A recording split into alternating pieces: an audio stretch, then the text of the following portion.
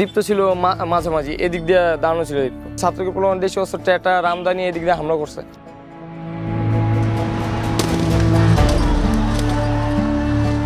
এটা ঝালাই দেওয়া, এদিক দিয়ে একবার এইটুকু পুরো ভাঙ্গা পড়ে গেছে। প্রায় 200-300 মানুষ একসাথে এদিকে করছে, কারণ এদিক দিয়ে হামলা করছে, ওদিক দিয়ে সব দিক দিয়ে একবার চাপায় ফেলাইছে আমাদের ছাত্রদের। এই যে এদিক দিয়ে অনেকে ওঠার চেষ্টা করছে, এটা ওঠার চেষ্টা করছে, পুলিশ ছাত্র কাউকে উঠতে দেয় নাই।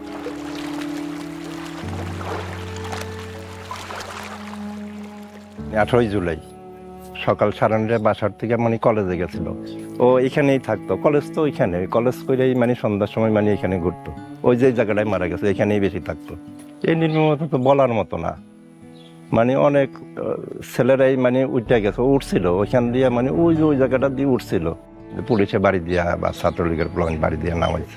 আমি এমনই আবার কিন্তু মাঝে আমি বুঝতেই পারলাম না ও তো বিপদে বসে।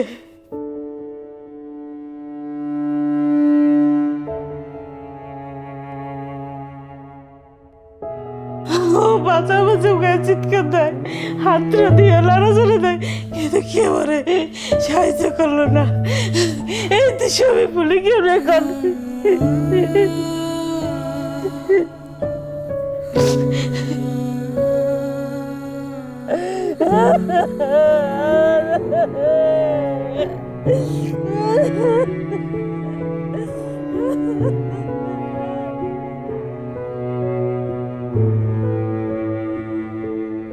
শান্ত কিন্তু অন্য একটা মানুষের চেয়ে আলাদা অনুভব করছি ও শহীদ হওয়ার পরে।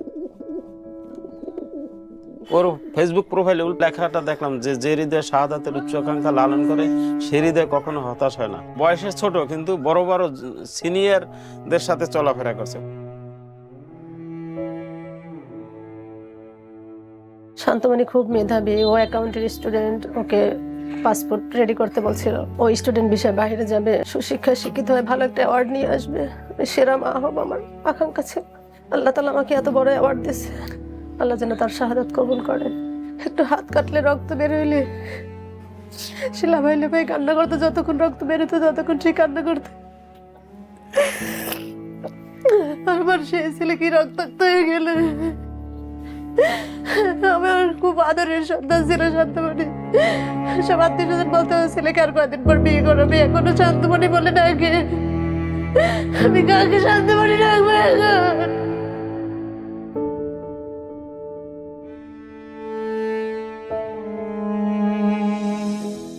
কতটা তুমি হারালে বন্ধু, কেঁদেছে অন্তর।